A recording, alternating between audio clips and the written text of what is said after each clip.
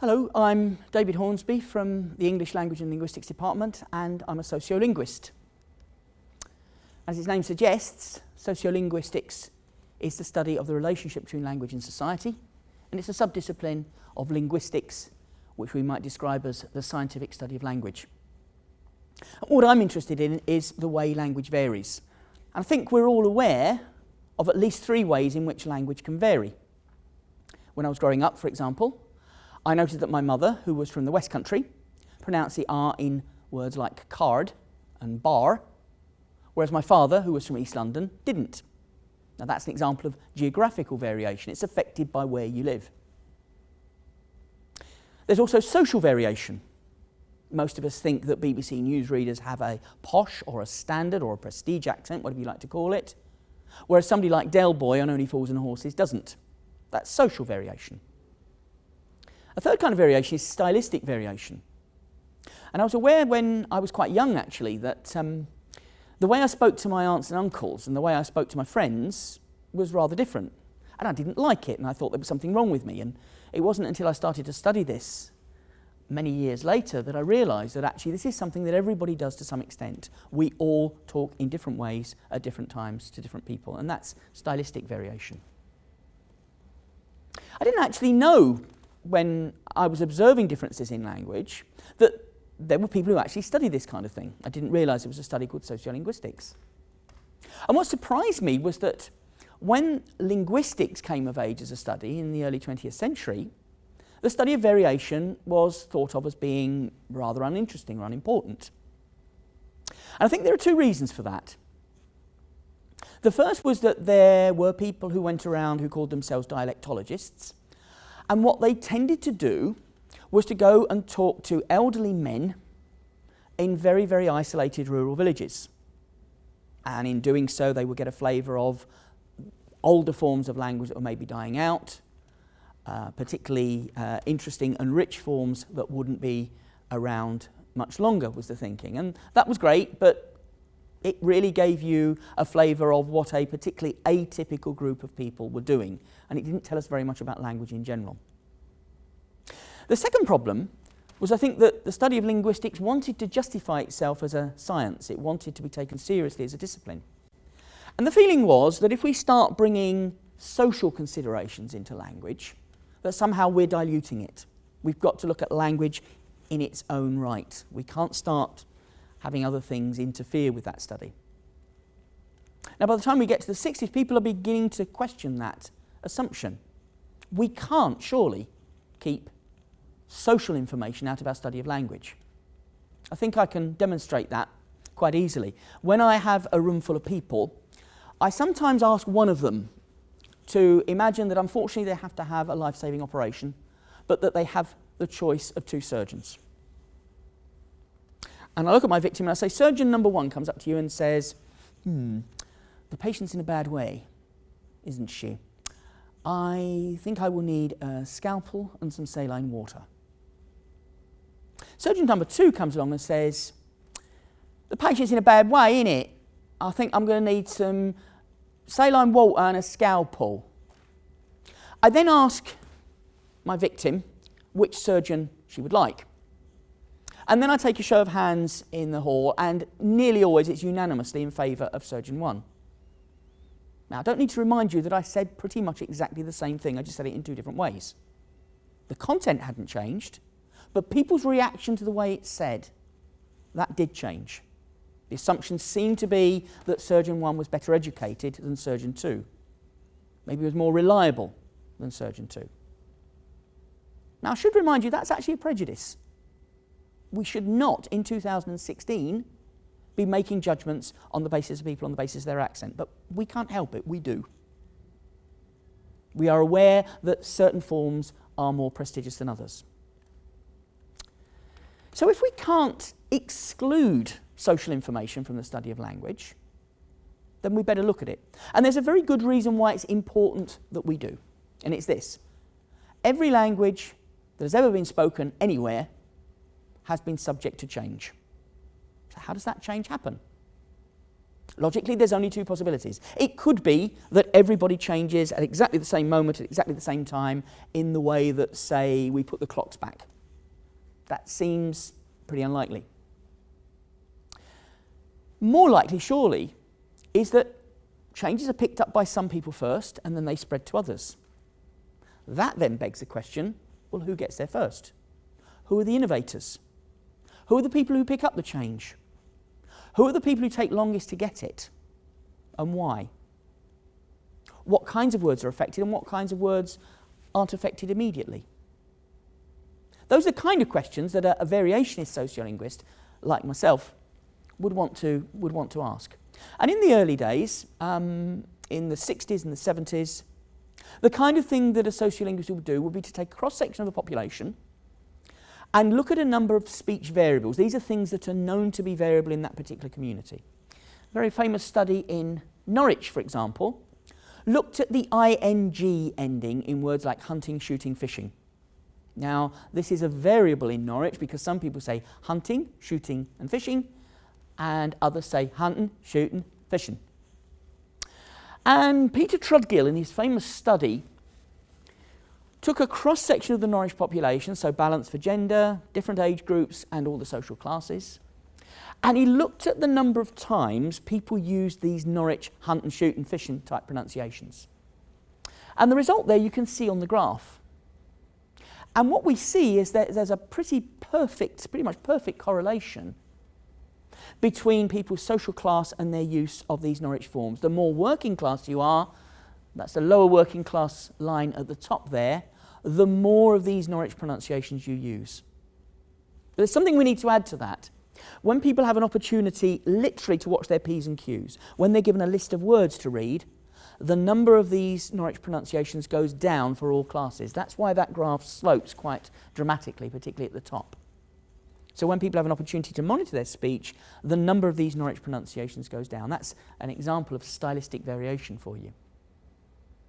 Another finding from the early studies was that where there is a prestige form or a standard form, women tend to use more of them than men do. And there have been a lot of theories as to why that's the case. One theory is that men, while they may not admit it, secretly rather like low status forms, the ones that don't have much prestige, because they're associated with working class speakers. And being working class may be more attractive to a male than to a woman. There's a lot more to it than that. And certainly the picture with regard to gender has changed over the years. We've realised that very often when it comes to leading changes, paradoxically, again, it's women that lead. That led us to ask questions about how language changes generally and where, and whether the kind of community that you're living in has some bearing on that. And one important finding was that most of the languages which we're familiar with seem to be getting slightly easier to learn. Now that may come as a shock to anybody who's tried learning a foreign language. Most adults find it a difficult thing to do. And certainly if you've ever tried to wrestle with cases in German and genders in French, you may be a bit sceptical about that. But the languages that we're most familiar with in the Western world certainly seem to have been simplifying. A good example of that is Old English when compared with Middle English. Old English nouns had gender. They were masculine, feminine or neuter, and adjectives had to agree with them. But hang on, they also had to agree with them for number, whether they were singular or plural, and they agreed for case. That's the role of the noun within the sentence, whether it's a subject, so nominative, the object, accusative, or whether it was genitive or dative. So that was 24 agreements that you had to make in Old English for your adjectives. And for an adjective like dulla, for example, there were 6 forms that fitted into those slots. The adjective dulla means silly. Compare that with modern English. Modern English, for the word for silly is, well, silly, and it has just one form. You don't need to worry about singular and plural. You don't need to worry about case, because we don't have it. Agreements simply aren't a problem. How did we go from a highly complex language to a grammatically much simpler one?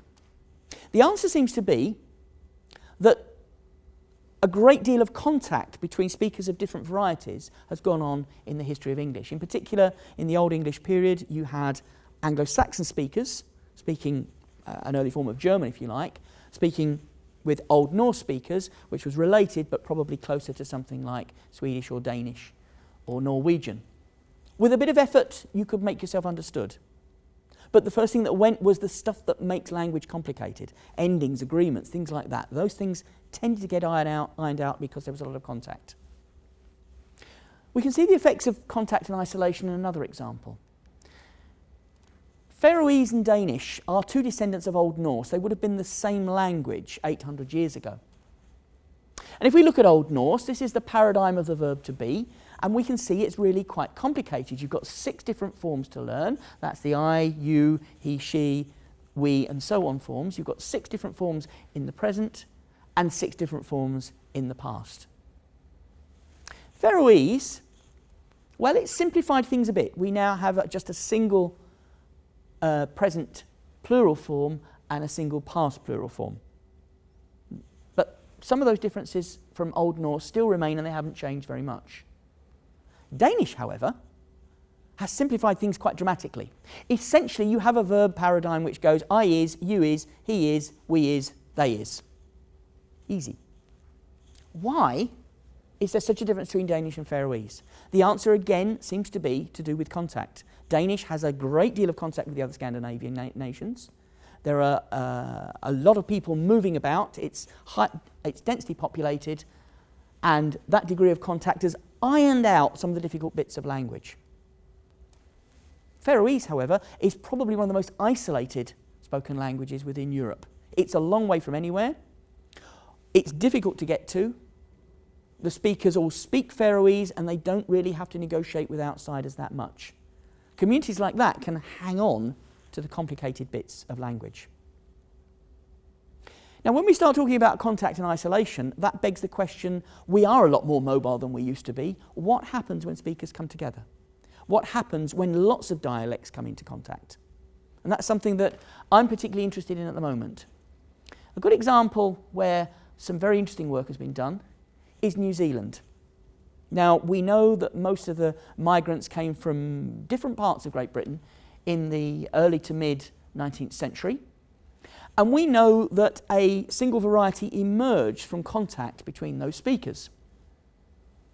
That variety has a different vowel in foot and strut, as I do in my variety of English, but where a Northern English speaker would not. They would have foot and strut. New Zealand English doesn't pronounce the R in words like cart and bar in the way that a West Country speaker would. Lennon and Lenin would both come out as Lennon in New Zealand. And New Zealand has a fronted A in start, so start rather than start. Now, if we were to take a 19th century English dialect that corresponded to that, we would probably have to go to somewhere like mid-Essex. But it seems very, very unlikely that all today's New Zealand speakers are descended from people who came from rural Essex. That's unlikely. What is more likely, Trudgill suggests, is the forms that have emerged were majority forms from the input dialect mix. When you put all these people together, the majority forms that emerged in the 19th century were those. He also claims that this new dialect which has emerged, which we call a koiné, and we call the process of this creation of a new dialect koinéisation, it takes 2 generations. It's not the first indigenous generation that acquires a new dialect. Their variety is very, very mixed. They will be mixing northern forms with southern forms, with West Country forms, with East Anglian forms. It's the second generation, that's the grandchildren of the first settlers, who begin to settle down and have a focused dialect which is largely based on those majority forms. Well, so much for the theory. The great thing about living in Kent is that we have a lovely test case for this right on our doorstep in the Kent coalfield. People sometimes forget that until the 1980s, East Kent had its coal mines.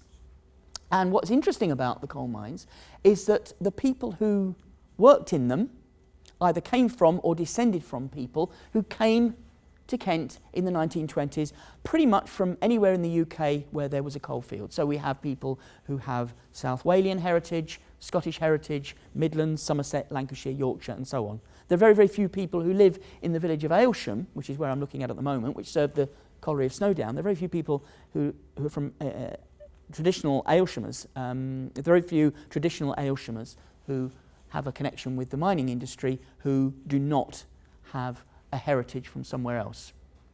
So what kind of dialect did they end up speaking?